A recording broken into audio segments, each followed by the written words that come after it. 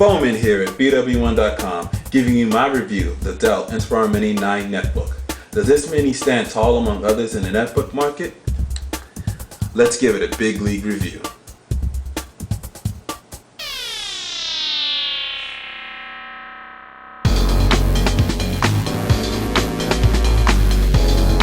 Okay, let's go over some of the accessories that come with the Inspiron Mini 9 netbook. First, it's the AC adapter. It's a standard 2-prong US AC adapter. Allows you to plug it in whenever you need to give the laptop a recharge. Next is your recovery CDs. You get your drivers and utilities, your operating system disk, and Microsoft Works 9. Now, you'll need an external CD-ROM to reinstall the operating system if you need to on the netbook. So you can either purchase it from Dell when you buy it, or you can buy it at your local electronics shop. And finally, setup guide and warranty support information. So it doesn't come with a lot of accessories. Disappointingly, it doesn't come with the soft case, so I can't do the world's famous biscuit test I usually do. So hopefully next time Dell will include a case by default. So let's take a look around the netbook. First thing you'll see here, it's not very big at all. It's about 9 inches wide, a little over 9 inches wide. It starts off at about, you can see on the side, from about a little over an inch on the front to about 1.25 inches on the back. The overall weight is 2.2 pounds. And you can see here, I can pretty much pick it up with my hand, palm it right up there like that. And we took take another look here on the left side. You'll notice that you have your lock port here, your charge port here, 2 USB ports, and your multimedia card reader. On the front, you have your power light and your charging light. On the right side, you have your 2 audio ports, your USB, your VGA out port, and your Ethernet port. And on the back here, you have your battery, which is a 4-cell battery, which Dell says you should get about an average of 4 hours of battery life. And we look here on the top, you get a glossy finish. You have your choice of colors of either black or white, and has a Dell logo right on the front of it. So now that we've taken a look around, let's give it a speed test, see how fast it starts up from boot.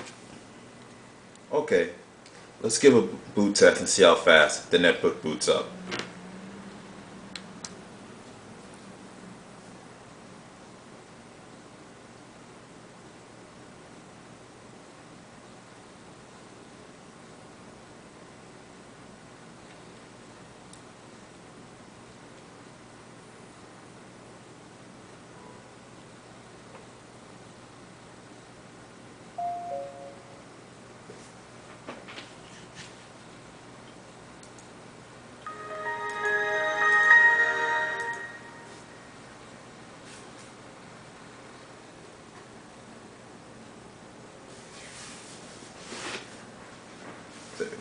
So you get about 30 seconds or so for a boot till you get to a working desktop. So that's really relatively quickly for something this size. So you don't have to worry about waiting for it to boot up, and when you're away you can turn it right on and it's going to almost instantly come on.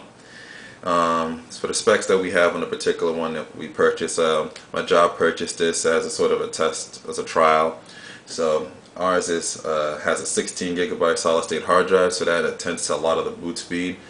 And it also tends to, that's why it's so quiet. It's a very quiet device. You can't hear any hard drive spinning at all because it's just a solid state hard drive. It comes with the new Intel Atom processor. It's a 1.6 gigahertz processor. It comes with 512 kilobytes of L2 cache and a 533 megahertz front side bus. Also, we included 1 gig of RAM, but I've also heard that you can upgrade yourself to about 2 gigs of RAM if you want more memory in the unit. By default it comes with wireless G, Wi-Fi internet on it. You can get optional Bluetooth, and you can also get an optional webcam on it. You can either get a 0.3 megapixel or 1.3 megapixel VGA camera on the top. It comes with a very nice, as you can see, a very nice glossy 8.9 inch screen, which you can see very well. It's one of the best screens I've seen on these netbooks. I've seen some of the other ones. This has a very, very good screen on it. The resolution is 1024 by 600, so you get a nice nice crisp screen. Although when you plug it into a VGA port, if you're just going to use it to clone the current desktop, whatever external monitor you plug in, it's only going to go up to 1024 by 600, so it's not going to utilize the entire screen. But if you extend the desktop, it will just use the entire screen. And you can look here on the bottom, you have your speakers right here, and the version we got came with Windows XP. You can also get BWOne, and I think Dell calls it Mini OS. I guess they have a little bit of a customized version with their Dell interface. And I don't know if you can notice here on the bottom, give you a quick look at the keyboard here. It's a very small keyboard, has nice wide keys, but it's configured a bit differently, as your F1 through F10 keys, instead of being here on the top, is actually here within the home row, and you have to hit the function button to activate one of these. So, which is kind of weird, figuring that they would put it here instead of putting maybe function 1 with 1, and they put the quick access keys here through up at the top here through 1 through 9, and then 0 here at the top. So kind of a weird configuration. It's a nice keyboard, easy to type on. Obviously, if you have big hands, it's going to be a little bit difficult for you, but it's pretty good. So, for the most part, I've kicked around with it and kind of done some, traveled with it and kind of had some tests with it. And so far, it's good for, you're doing your light blogging, web surfing, typing papers. You're going to use, internet like Skype and things of that nature. It's very good for the light usage, and when you want to not carry your full notebook with you, and you're just going to a coffee shop, or you just go into a place that has Wi-Fi, and you just want to get on internet and browse. I would suggest not using this as your main notebook if you already have a notebook, because this is not as powerful as your regular 13 or 15-inch notebook's going to be. So for power users, you might want to stay away from this if you're thinking about using it as your main travel netbook or notebook rather.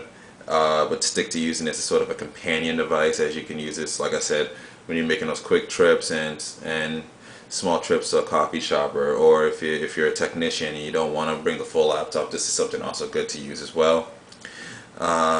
Business users, definitely it's good for typing papers and Skype and stuff like that. But if you're an Excel user, I can kind of show you here, and those that are power Excel users will also notice here that it doesn't give you a whole lot of screen real estate for an Excel spreadsheet. And anybody who uses Excel know that these spreadsheets can get really large, and it can be lots of sheets in them. So you might want to not totally rely on this if you're working in Excel a whole lot.